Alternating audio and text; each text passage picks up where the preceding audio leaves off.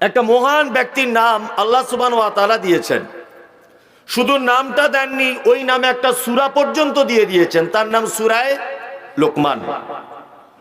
লোকমান নবীও ছিলেন না, রাসূলও ছিলেন না। দুটি মানুষের ব্যাপারে আমাদের একটু ভুল ধারণা আছে। লোকমানের ব্যাপারে আমরা অনেক সাধারণ মানুষ ভাবি যে লোকমান আলাইহিস সালাম তিনি নবী ছিলেন, অনেকজন ভাবি, কিন্তু উনি নবী নন। আর একজনকে খিজির, খিজির নাম শুনেছেন? ওই মুসা আলাইহিস সালাম হাঁটছিলেন, একটা লোকের সঙ্গে দেখা হলো, বিস্তারিত ঘটনার নাম কি? খিজির। খিজির নবী ছিলেন কি না এটা আমি আজও পর্যন্ত তদন্ত করে খুঁজে পাইনি, আজও পর্যন্ত পাইনি কোথাও যে নবী ছিলেন কি না আদৌ। তবে হ্যাঁ, খিজির আলাইহিস সালাম একজন জ্ঞানী মানুষ ছিলেন, শিক্ষিত মানুষ ছিলেন, এ কথা চূড়ান্ত। নবী ছিলেন কিনা প্রমাণ পাওয়া যায় না। এবার আপনাকে আর একটা কথা বলি। এই যে লোকমান হাকিম বলে যে লোকটি, এই লোকটির বাড়ি হচ্ছে, এটা আমরা জানি যারা জেনারেল শিক্ষিত ভাইরা আছেন, যে দক্ষিণ আফ্রিকাকে বলা হয় দুর্ভিক্ষের মহাদেশ। খুব গরিব শ্রেণীর মানুষরা এই দেশে বসবাস করে। এখন অবশ্য নয় এটা, এখন মানুষ অনেক ডেভেলপ হয়েছে অর্থনৈতিক দিক দিয়ে। এই দক্ষিণ আফ্রিকার একটা শহরের নাম হচ্ছে হাবাসা, বর্তমানে যে জায়গাটার নাম হচ্ছে ইথিওপিয়া। এই হাবাসা আমরা অনেক সময় বলি না হযরতে বেলালের বাড়ি হাবশি দেশের মানুষ বলি না, তা জায়গাটার নাম হাবশি নয়, হাবাসা জায়গাটার নাম। এই জায়গাটায় রয়েছে হযরতে বেলালের বাড়ি এবং বাদশাহ নাজ্জাশীর ব্যাপারে এখানে একটা বিস্তারিত বড় ইতিহাস জড়িত আছে। আর দুই, এই জায়গাটায় বাড়ি হচ্ছে কি, নাম তার লোকমান হাকিম। লোকটা দেখতে কেমন? লোকটার দেখতে হচ্ছে ঠোঁট দুটো কালো, ঝোলা, মাটির দিকে একটু নিচু ঝোলা। এখন আপনি আফ্রিকার মানুষদেরকে দেখতে পাবেন কালো কুচকুচ কুচকুচ করে। সাউথ আফ্রিকায় দেখেন না ক্রিকেট খেলা, ঠোঁটগুলো কি নিচের দিকে ঝোলা, আর চুলগুলো পাখির বাসার মতো, তাই না?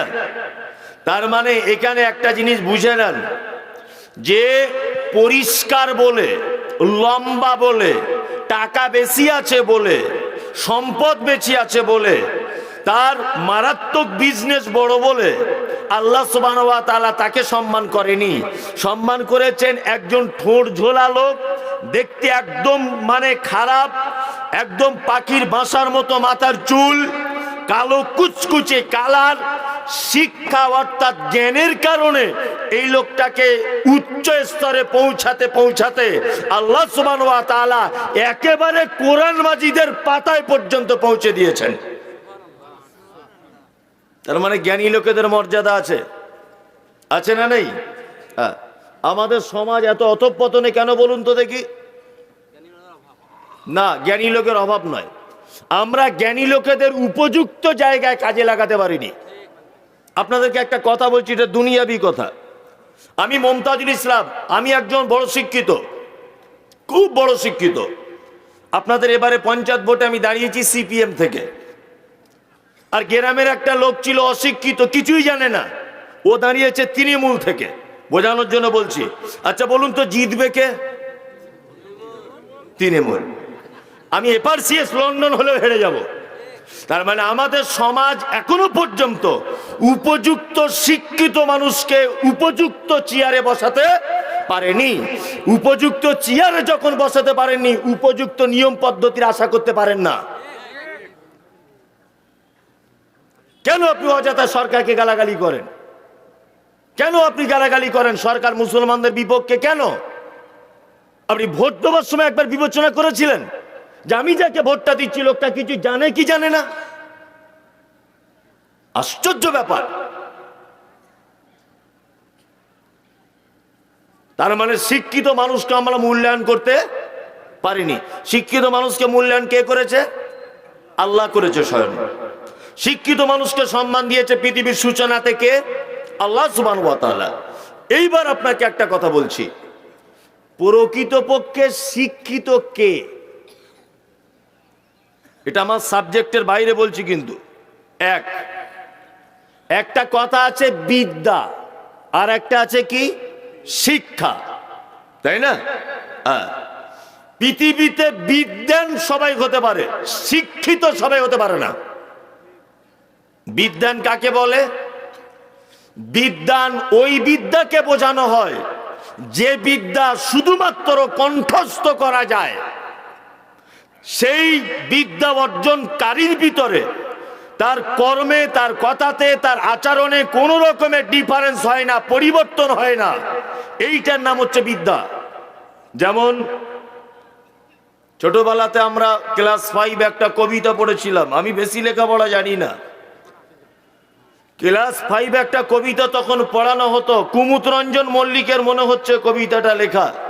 গুটি ছয় পায়রা গুটি কত হাঁসরে, আমাদের ঘরে করে একসাথে বাসরে, আসে কাক এক ঝাঁক করে খুব হাঁক ডাক, কোকিলের কনসার্ট শুনবি তো যাসরে, চলে দোয়েলের শীষ শালিকের গীত, খঞ্জন মাঝে মাঝে করে যায় নিত্য, দল বেঁধে বনটিয়া কবু আসে মুনিয়া, বলাকার সারি শেষ হয় না কো গুনিয়া, ওরে বাজ পক্ষী কত যেন লক্ষ্মী, চঞ্চুর জোরে ভাবে জিন বেসে দুনিয়া, মাধবীর শাকে বাদে মৌমাছি চাকরে, করে মধু গুঞ্জন গুনগুন ডাকরে, অজয়ের ভাঙনেতে করে বাড়ি ভঙ্গ, তবু নীতি নীতি হেরি নব নব রঙ্গ, চায় না এই কুঞ্জে ছেড়ে যেতে মন যে, কোথা পাবো একসাথে এত সাধু সঙ্গ।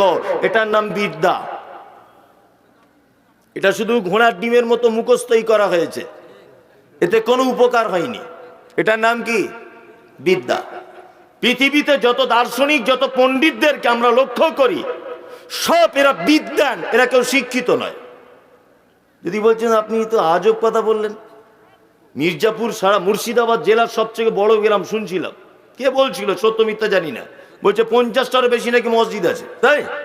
হ্যাঁ ঠিক, বিশাল বড় গ্রাম, এখানে তো শিক্ষিত মানুষের অভাব আছে নাই। তাহলে শিক্ষিতটা কে, এটা আপনাকে আমি দেখাই। তাহলে মুখস্থ বিদ্যা, কণ্ঠস্থ বিদ্যা, এটা কি? এর নাম বিদ্যা। শিক্ষা, এইখানে দেখবেন 2টি থেকে 3টি অক্ষর ব্যবহার হয়। যেমন শিক্ষক, কটি অক্ষর? 3টি। তালবস্যয় হস্যি খ ডবল খ ক, তাই তো? শিক্ষক। এই শিক্ষক হতে গেলে আপনাকে 3টে জিনিস লাগবে ভিতরে। কটা জিনিস? 3টে। 1 শিষ্টাচার, অর্থাৎ ভদ্র আচরণ। 2 খ দিয়ে ক্ষমা পরায়ণতা, ক দিয়ে কর্তব্যরত অবস্থায় থাকা। এই 3টে জিনিস যতক্ষণ না পর্যন্ত থাকবে, ততক্ষণ পর্যন্ত একটা মানুষ শিক্ষিত হতে পারবে না। শিক্ষিত সেই যে তার বিদ্যা অর্জন করার সাথে সাথে তার ব্যবহার, তার আখলাক, তার কথা বলা, তার মানে ভদ্র আচরণ, এইটাকে ডেভেলপ করবে। যতক্ষণ না পর্যন্ত, ততক্ষণ শিক্ষিত হতে পারবে না। এবার আপনাকে একটা কথা বলি, তাহলে প্রকৃত শিক্ষিত হতে গেলে শিক্ষা 2 প্রকারের। কয় প্রকারের? কথা বলুন, কয় প্রকারের? 2 প্রকার। একটা হচ্ছে দুনিয়াবি শিক্ষা, একটা দ্বীনি শিক্ষা। দুনিয়াবি শিক্ষা কেমন? এটা অবশ্যই দরকার আছে। এই শিক্ষা ছাড়া আপনি বাঁচতে পারবেন না। এই শিক্ষার দরকার আছে না নেই? মোবাইলে আপনি ফ্ল্যাশটা একটু বন্ধ করে দেন, লাইটটা। দুনিয়াবি শিক্ষার প্রয়োজন আছে না নেই? আছে। এবার আপনাকে একটা দুনিয়াবি শিক্ষা, দ্বীনি শিক্ষা ডিফারেন্স দেখায়। আচ্ছা, দেখবেন আপনাদের এলাকায় কোন একটা বিডিও অফিস আপনি গেলেন, বিডিও বাবু দেখবেন যে ঘরটায় বসে থাকে, ওই ঘরে লেখা আছে নো স্মোকিং, ধূমপান করিবেন না। আচ্ছা বলুন তো, বিডিও বাবু শিক্ষিত লোক না অশিক্ষিত লোক? শিক্ষিত, তাই তো? শিক্ষিত লোক, এটা আমাদের ভাষায় শিক্ষিত। তা বিডিও বাবুর ঘরে লিখতে হলো ধূমপান করিবেন না, লিখতে হলো। তার মানে নয় বিডিও বাবুর অফিসে ঢুকে কেউ ধূমপান করেছিল, নয় বিডিও বাবু নিজে করে, আর নয় কেউ করার সম্ভাবনা আছে, এই কারণে এটা লিখতে হয়েছে, তাই তো? আপনি এসপি অফিসে যান, আইসি যে অফিসে থাকে, হেডমাস্টার যে অফিসে থাকে, যে জায়গায় যত বড় বড় অফিস, সব জায়গায় দেখবেন লেখা আছে নো স্মোকিং, ধূমপান করিবেন না। এবার আপনাকে একটা কথা জানতে পারি, ধূমপান স্বাস্থ্যের পক্ষে ক্ষতিকারক না লাভজনক? ক্ষতিকারক। আচ্ছা বলুন, ধূমপান অর্থাৎ বিড়ি, আমি গোদা বাংলায় বলছি বিড়ি খাওয়া, বিড়ি, আমি মমতাজুল ইসলাম, এটা যদি খুব ভদ্র আচরণ হয়, এখন আমি এখানে এক গ্লাস পানি পান করতে সবার সামনে পারবো কি পারবো না? পারবো। আমি যদি একটা বিড়ি কারোর পকেট থেকে নিয়ে ধরিয়ে টানতে শুরু করি, এটা পারবো? পারবো না। আমি বিড়ি খাই ধরে নেন, তথাপিও আমাকে লুকিয়ে আড়ালে গিয়ে খেতে হবে। যে জিনিস জনসমক্ষে খাওয়া যায় না, মানুষের অগোচরে খেতে হয়, তাছাড়া অভদ্রতার পরিচয় দেওয়া হয় সমাজে, সেটা কখনো ভালো জিনিস হতে পারে না। এবার আপনাকে আমি বলছি, আচ্ছা পৃথিবীর কোন মাদ্রাসায়, কোন মসজিদে, কোন মক্তবে, কোন ঈদগাহে আপনি দেখেছেন মেন গেটে লেখা আছে ধূমপান করিবেন না? দেখেছেন? কেন থাকে না? কেন মন্দিরে লেখা থাকে ধূমপান করিবেন না? আমি অজস্র মন্দিরে দেখাবো আমি, আছে না নেই? গুরুদুয়ারে লেখা আছে ধূমপান করিবেন না। মসজিদে দেখেছেন লেখা আছে, মাদ্রাসায় নাই। কারণ কি বলুন তো? হ্যাঁ, এরাও কিন্তু শিক্ষিত। মসজিদ মাদ্রাসা যারা পরিচালনা করে এরা শিক্ষিত না অশিক্ষিত? শিক্ষিত। এবার আপনাকে বলছি, বিডিও বাবু শিক্ষিত আর মৌলভী সাহেব শিক্ষিত, এই দুটো শিক্ষিতের একটা ডিফারেন্স আছে। ডিফারেন্সটা কি?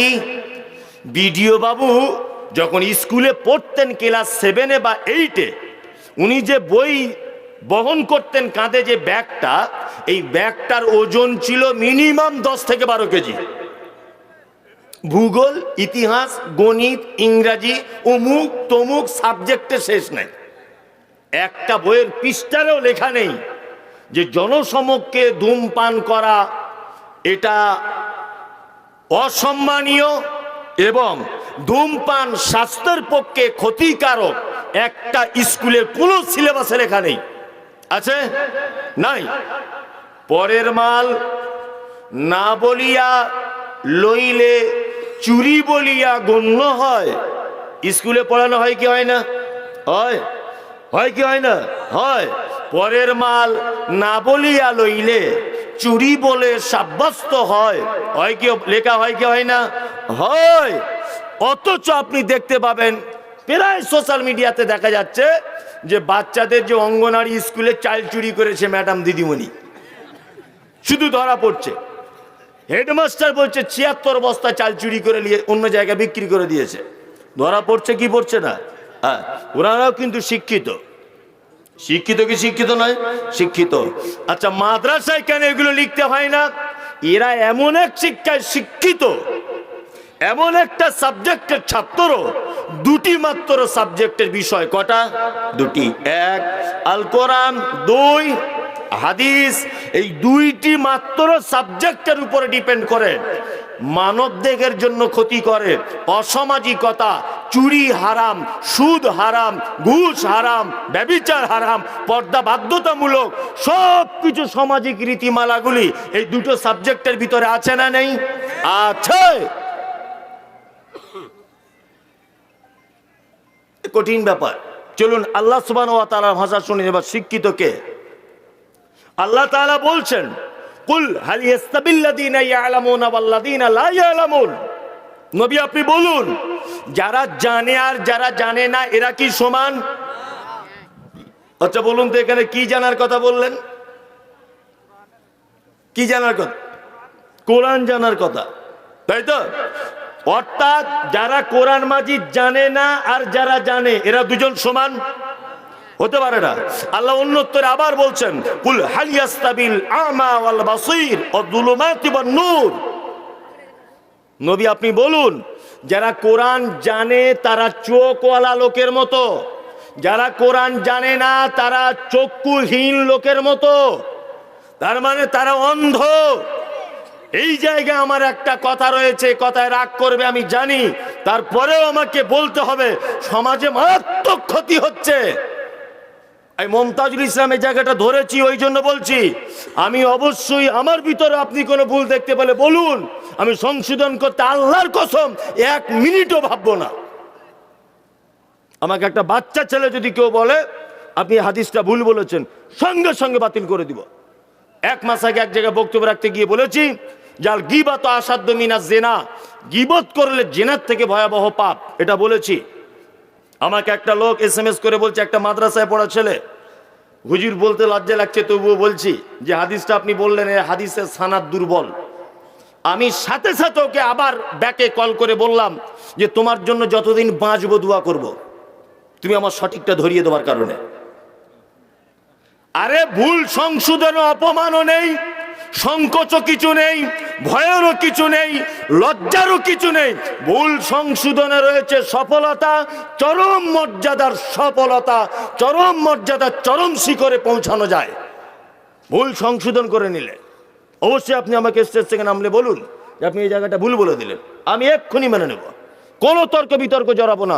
তবে আপনাকে এই কথাটা বলবো যে ভাই ভুলটা কোন জায়গায় একটু বলে দেন ভালো করে, এতটুকু বলবো।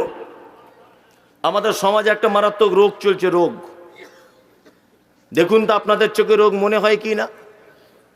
আল্লাহর ভাষা হচ্ছে যারা কোরআন জানেন এরা অন্ধ। কি অন্ধ? এবার আপনাদেরকে বলছি, আমি অন্ধ লোক, চোখে দেখতে পাই না। আমার হাতে একটা 5 ব্যাটারি লাইট দেওয়া হলো আর বলে দেওয়া হলো যে এই লোকগুলোকে তুমি এখান থেকে বেলডাঙ্গায় হাঁটিয়ে হাঁটিয়ে মাঠের রাস্তা দিয়ে নিয়ে যাও। আচ্ছা বলুন তো, আমার হাতে লাইট আছে, আমি অন্ধ, বলুন তো আমি ঠিক গন্তব্য পর্যন্ত পৌঁছাতে পারবো? পারবো? পারবো না। কারণ আমার দিনই বাকি, আমার রাতই বাকি। কি বললাম বুঝলেন? আমার লাইট কোনো কাজ করবে? কোনো কাজ করবে না। আমাদের যে সমস্ত নিজামিয়া মাদ্রাসাগুলি আছে, এরকম শিশু মাদ্রাসা, হাফিজিয়া, কোরআনিয়া যত মাদ্রাসা আছে, এই মাদ্রাসাগুলোর ডিপার্টমেন্ট অর্থাৎ চালানোর দায়িত্ব এমন এক শ্রেণী মানুষের হাতে আমরা তুলে দিয়েছি যারা কোরআনের ভাষাতে অন্ধ, হাদিস কোরআন কিছুই জ্ঞান নেই। অথচ এইরকম একটা লোককে আমরা মাদ্রাসার একটা বিশাল বড় দায়িত্ব দিয়ে দিলাম। আশ্চর্য ব্যাপার। আর এখান থেকে তো মানুষকে দিনের আলো দেখাবে, আলো দেখাবে না?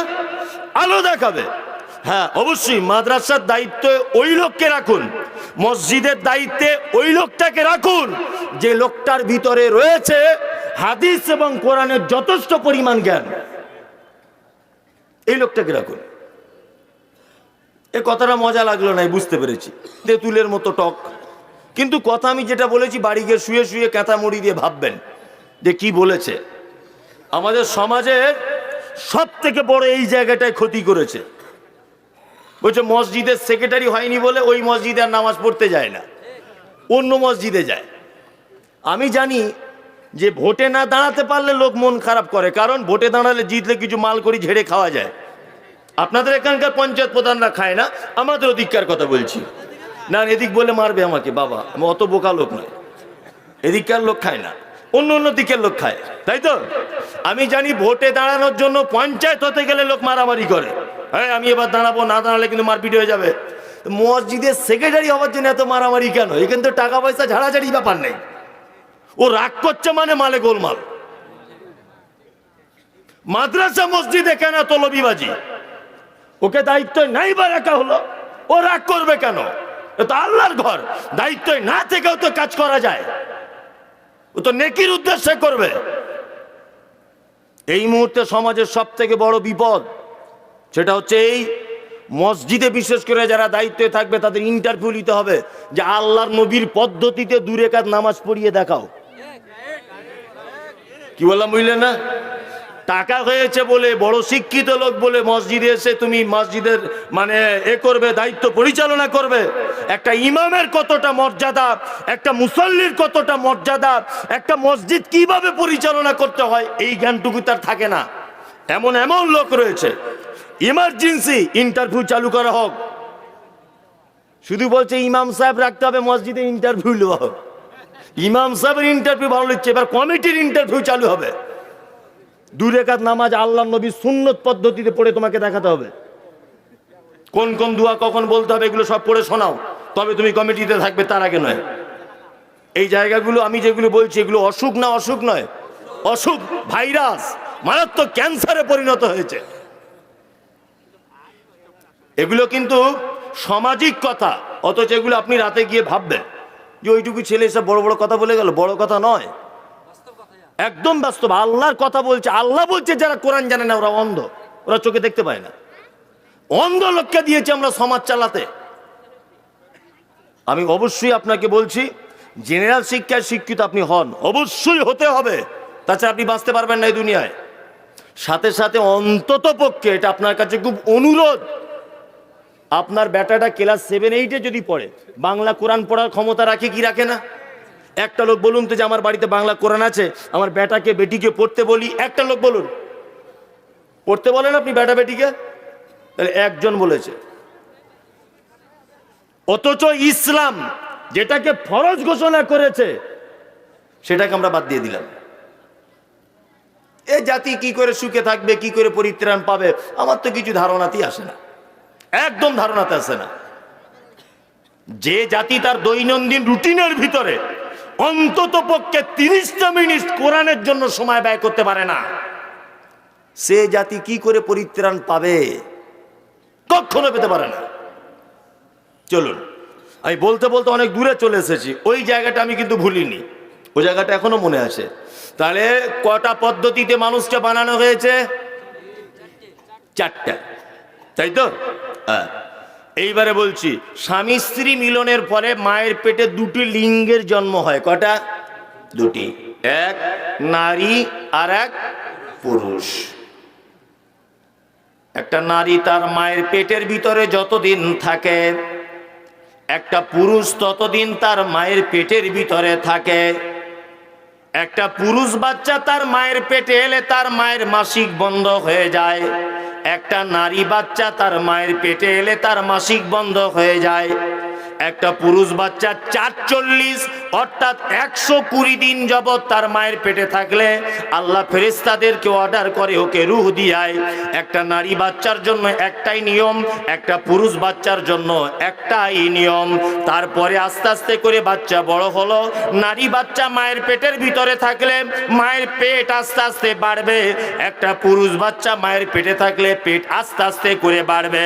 একটা নারী বাচ্চা মায়ের পেটের ভিতরে থাকলে মায়ের বুকের দুধ আস্তে আস্তে করে বড় হয়ে ভিতরের খাদ্য সংগ্রহ করবে।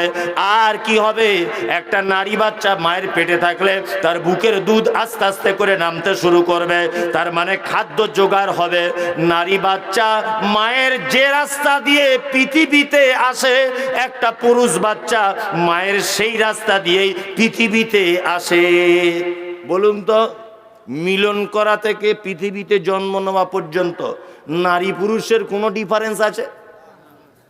আছে? নাই। এবার পৃথিবীতে এলো, এবার পৃথিবীতে এলো।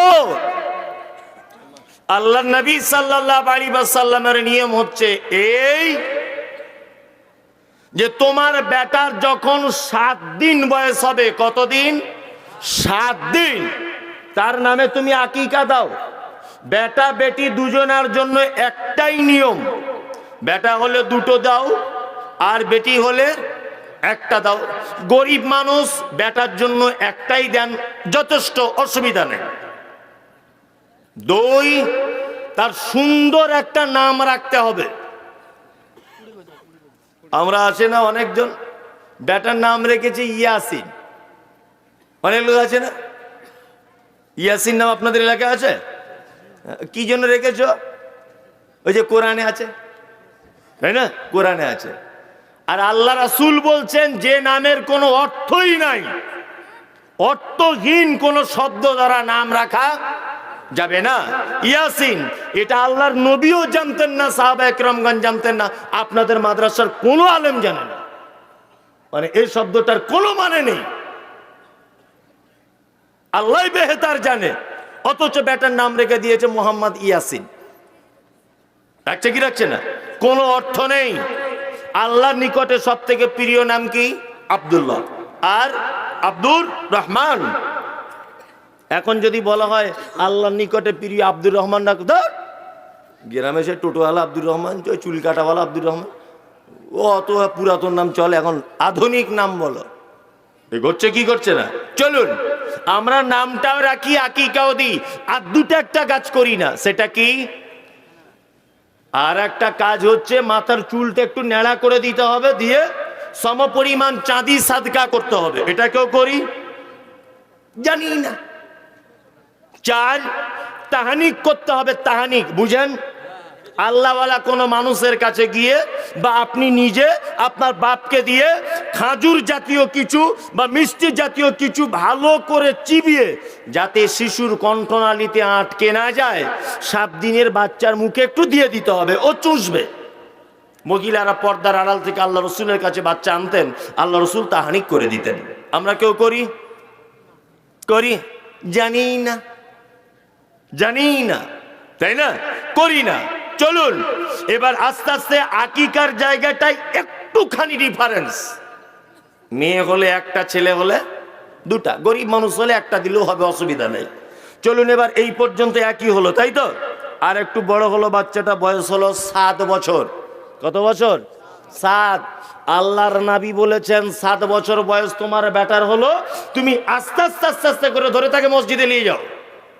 মসজিদে নিয়ে যাতায়াত করবে কত বছর? 3 বছর। বয়স হয়ে গেল কত বছর? 10 বছর। এইবার আল্লাহ নবী সাল্লাল্লাহু আলাইহি ওয়াসাল্লাম বলছেন ওকে মারো। 10 বছরের পরে যদি মসজিদে না যায় তোমার বেটা, তুমি তাকে মারো। মেয়ে বাচ্চা যদি হয়, ওর মা নামাজ পড়বে আর বেটিকে বলবে, মা তুমি ওযু করে আমার পাশে দাঁড়াও। ও কাঁধে উঠে যাক, তাই ভালো। মাঝখানে একটা জিনিস বলে রাখছি, বাচ্চাদেরকে মসজিদে নিয়ে গেলে অনেক সময় কোনো পুরুষ বাচ্চাকে দাদু তার পোতাকে হাতে করে মসজিদে নিয়ে গেছে, তা গিয়ে দেখবেন প্রথমেই ওর কাজ, পাকা চলছিল সুইচ অফ করে দিল, প্রথমেই কাজ। কেউ নামাজ পড়ছিল, সামনে গিয়ে দৌড়িয়ে গেল, ঠিক করেছে, দৌড়িয়েছে, পাকা অফ করেছে, ঠিক করেছে। আর কিছু লোক আবার বলে, কেন ফটিক ভাই তুমি বারবার প্রত্যেক ওয়াক্তে তোমার পোতাকে মসজিদে আনছো, ঘরে রেখে আসতে পারো না? ডিস্টার্ব করে। এই কথা বলতে হয় কেন? পাগল কোথাকারে। আচ্ছা, গাছে কাঁঠাল কি একে দিনে পাকে? পাকে না। একটা কাঁঠাল বড় হয়েছে, একটা পেকেছে, আর একটা মিডিয়াম সাইজ, আর এক দিক থেকে ফুল ধরেছে। এখন যেটা পেকেছে ওটা যদি জুত করে খেয়ে নিয়ে, যেটা ফুল ধরেছে ওটা যদি ভেঙে দেন, তাহলে আগামী মাসে আর কাঁঠাল খেতে পারবেন? না। তা ওর পোতাকে নিয়ে যে মসজিদে গেল, ও একটা ছোট্ট ফুল মসজিদের জন্য, আগামী দিনের জন্য ফুল ফুটছে, আপনি ওই ফুলটাকে কেন নষ্ট করছেন? কেন? একদম নয়। ও কাঁধে উঠে যাক, আপনার নামাজ পড়তে পড়তে আপনার পোতা, আপনার বেটা কাঁধে উঠুক, আবার কাঁধ থেকে নামিয়ে আবার দাঁড়ান, ও অভ্যস্ত হোক। চলুন আস্তে আস্তে করে 10 বছর দুজনারই বয়স হলো, নারী আর পুরুষের। এতক্ষণ সব একই ছিল, তাই না? একই ছিল তো। চলুন এইবার ইসলামিক দৃষ্টিকোণে নারীদের আর পুরুষের কিছু কিছু জায়গাতে একটু ডিফারেন্স আছে, একটু মানে অনেকটাই। আমি বলেছি ইসলামে নারীর মর্যাদা কতটা, এটা বলবো। আল্লাহ নবী সাল্লাল্লাহু আলাইহি ওয়াসাল্লাম মসজিদের ভিতরে আছেন, ঘরের ভিতরে আছেন, একজন মহিলা এসেছে, পর্দার আড়াল থেকে হাত বাড়িয়েছেন। তা আল্লাহর নবী জিজ্ঞাসা করছেন, আয়াদুকা রাজুলান আও ইমরাতান, এই হাতটা কি মহিলার হাত না এটা পুরুষের হাত? তখন পর্দার আড়াল থেকে বলছেন, ও দয়ার নবী গো, এটা আমি একজন নারী, এটা আমার হাত। আল্লাহর নবী বলছেন, তোমার হাতটা কেন পুরুষ মানুষের মতো? পাইয়ার জিউ ফিল বাইত, তুমি বাড়ি ফিরে যাও, তুমি বাড়িতে চলে যাও, তুমি বাড়িতে চলে যাও। আল্লাহর নবী গো, বাড়িতে গিয়ে কি করব? বিশ্ব নবী বললেন, তুমি বাড়িতে যাবার পরে হাতে ভালো করে মেহেন্দি লাগিয়ে দ্বিতীয় দিন যখন আবার আসবে, তোমার মেহেন্দি লাগানো হাতটা আমার সামনে দিবে, তাহলে আমি বুঝতে পেরে যাব পর্দার আড়াল থেকে যে হাতটা বাড়ানো হচ্ছে এটা নারীর হাত না এটা পুরুষের হাত। তার মানে বোঝা গেল মহিলারা মেহেন্দি লাগাতে বাধ্য নয়, লাগাতে পাবে, ওরা লাগাবে, এটাই চূড়ান্ত। হাতে, পায়ে, চুলে, কপালে, সব জায়গাতে মেহেন্দি লাগাবে, ওরা পায়েও লাগাবে, সব জায়গায়। আপনার স্ত্রীকে বলবেন সবসময় মেহেন্দি লাগাতে বলবেন। এইবার আপনাকে একটা কথা বলছি, পুরুষ মানুষ লাগাতে হবে? লাগাচ্ছে এখন? হ্যাঁ লাগাচ্ছে। মানে জামানা পুরো উল্টে গেছে। এখন আমরা স্কুলের সিলেবাসে পড়েছি দুটো লিঙ্গ, একটা নারী আর একটা পুরুষ। তবে স্কুলের সিলেবাসে এই শব্দটা বাদ দিয়ে লিখে দিতে হবে 3টে লিঙ্গ। যদিও 3টে বলা হয়, কারণ আর একটা লিঙ্গ মাঝখানে থাকে, জানেন তো? হ্যাঁ, ওটার নাম বলছি না, ট্রেনে ভিক্ষা টিক্ষা করে। হ্যাঁ, ওরাও একটা আলাদা লিঙ্গের, তবে আলাদা করা হয় না ওদেরকে, ওরা নয় নারী নয় পুরুষ। কিন্তু আমাদের এখন বর্তমানে কিছু ভালো যুবক যুবতীদেরকে দেখা যায়, এরা যে কোন লিঙ্গের এটা বোঝা বড় মুশকিল। মেয়ে ছেলে জিন্স প্যান্ট টি শার্ট পরে ঘুরছে, বেটার ছেলের মতো চুল কেটে, ওকে আপনি কোন দলে ধরবেন?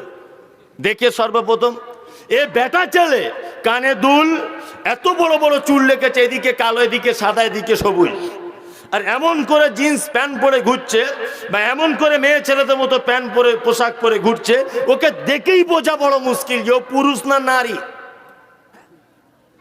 মেহেন্দি লাগায় না? লাগায় তো আমরা। এটা পুরুষের জন্য কি চলবে না? চলুন আর একটু উপযুক্ত হই। এই বিয়ে করার সময়তে পাঞ্জাবি পড়েন তো আপনাদের এখানে? পড়ে? হ্যাঁ, অনেক যুবক আবার আছে মৌলভী সাহেবদের দেখতে পারে না।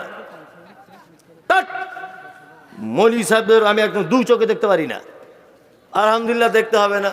অথচ বিয়ে করার সময় দেখছি আব্দুল কাদের জিলানির মতো বড় টুপি আর পাঞ্জাবি পরে ডুপ্লিকেট মৌলভী হয়ে বিয়ে করতে যাচ্ছে। কেন আন্ডার প্যান্ট পরে যাও? মৌলভী সাহেবদের এত অ্যালার্জি, দেখতে পারো না? তা বিয়ে করার সময় পাঞ্জাবি পড়ছে কেন? অনেক মেয়ে আবার বলে মৌলভী সাহেবদের দেখতে পারি না, আমি একদম দুই চোখে দেখতে পারি না। কারণ কি? বেকার, একদম ফালতু। যাই হোক, দেখতে পারেন, অ্যালার্জি মৌলভী সাহেবের। অথচ বিয়ে করার সময় ওর স্বামীকে ফোনে আগে আগে বলে দিচ্ছে শেরওয়ানিটা জুত করে কিনবে, কিন্তু সাদা পায়জামা আর সে বড় কিস্তি সাদা কালার টুপি পরে আসবে, ফটো টটো তুললে যেন ভালো লাগে। তখন ডুপ্লিকেট মৌলভী সাজানোর জন্য স্বামীকে উপদেশ দেয়। 10,000 টাকার বেশি যদি শেরওয়ানির দাম হয়, কিছু বলছেন? ও, 10,000 টাকার বেশি যদি শেরওয়ানির দাম হয়, তাহলে দেখতে পাবেন শেরওয়ানিটা অনেক সময় রেশমের কাপড় দিয়ে তৈরি করা হয়। বিশ্ব নবী বলেছেন রেশমের কাপড় পুরুষ মানুষের জন্য কি হারাম, চলবে না, নারী পরতে পারে। নাম্বার 3, একটা মেয়ে জাকাত দেওয়ার পরে যদি পায়ের নখ থেকে নিয়ে মাথার চুল পর্যন্ত সব জায়গাতে যদি অলংকার ব্যবহার করে, তাহলে কোনো আপত্তি নাই। অলংকার পড়তে পাবে, সোনার পাবে, চাঁদির পাবে, ইমিটেশন পাবে, যত রকমের অলংকার আছে সব ব্যবহার করবে, কোনো আপত্তি নাই। শুধু বছরে বছরে জাকাতটা দিয়ে দিবে, এটাই হলো তার পবিত্রতা। কিন্তু একজন পুরুষ মানুষ কোটিপতি যদি হয়ে যায়, লক্ষ হাজার কোটি টাকার যদি মালিক হয়, একটা ভাঙা সোনার আংটি পড়তে পাবে না। এটা তার জন্য হারাম, তার জন্য নিষিদ্ধ, তার জন্য নাজায়েজ করেছেন কে? আমাদের নবী মুহাম্মদ সাল্লাল্লাহু আলাইহি ওয়াসাল্লাম। এখানেই দেখলে বোঝা যায় অনেক লোকের হাতে আছে, আছে না? এটা হারাম, পুরুষ মানুষ পড়তে পাবে না। এটা কি হারাম? একটু পানি দেখি সাহেব। পুরুষ মানুষ এটা কি পড়তে পাবে না। আমাদের সমাজে পড়ছে কি পড়ছে না? পড়ছে, শ্বশুর দিয়েছে হাতে লাগিয়ে ঘুরছে।